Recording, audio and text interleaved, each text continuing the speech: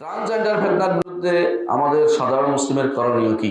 প্রত্যাখ্যান করা এবং যে যার ক্ষমতা আছে সেটাকে বলা, অন্তর দিয়ে ঘৃণা করা।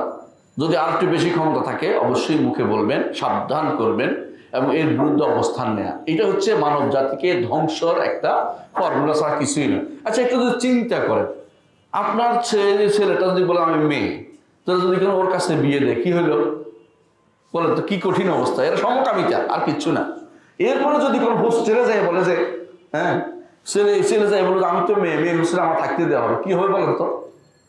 হ্যাঁ, কি কঠিন অবস্থা তৈরি হয়ে যাবে, আপনি একটু চিন্তা করেন তো।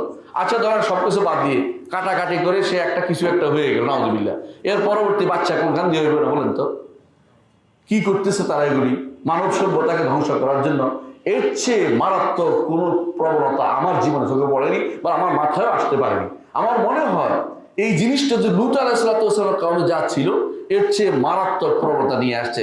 ওখানে তো অন্তত সীমিত জায়গায় আসছিল, কেউ কাউকে বাইরের জায়গাতে সাদুম এলাকার বাইরে এটাকে প্রচার করতে পারে না সাহস করে। বর্তমানে ইউরোপ আমেরিকা তাদের এই শয়তানি বিদ্যা, তাদের নিকৃষ্টতম নাপাক জিনিস, এটা সারা পৃথিবীতে তাদের কোটি কোটি ডলার দিয়ে ছড়িয়ে দিচ্ছে।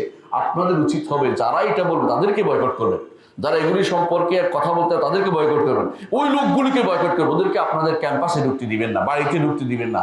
কথা যারা বলবে তোমরা কথা নাই, তোমরা কাফের হয়ে গেছো, সোজা কথা বলবেন। কারণ আল্লাহ এবং তার রাসূলের বিরুদ্ধে তারা নেমেছে, ভবিষ্যৎ প্রজন্ম বিরুদ্ধে নেমেছে। ওরা দেখেছে ওদের দেশ জনশূন্য হয়ে গেছে, বুঝছেন তো? এগুলো এখন মানুষ যে বিপদগ্রস্ত সে চায় সবাই সে বিপদে পড়ুক।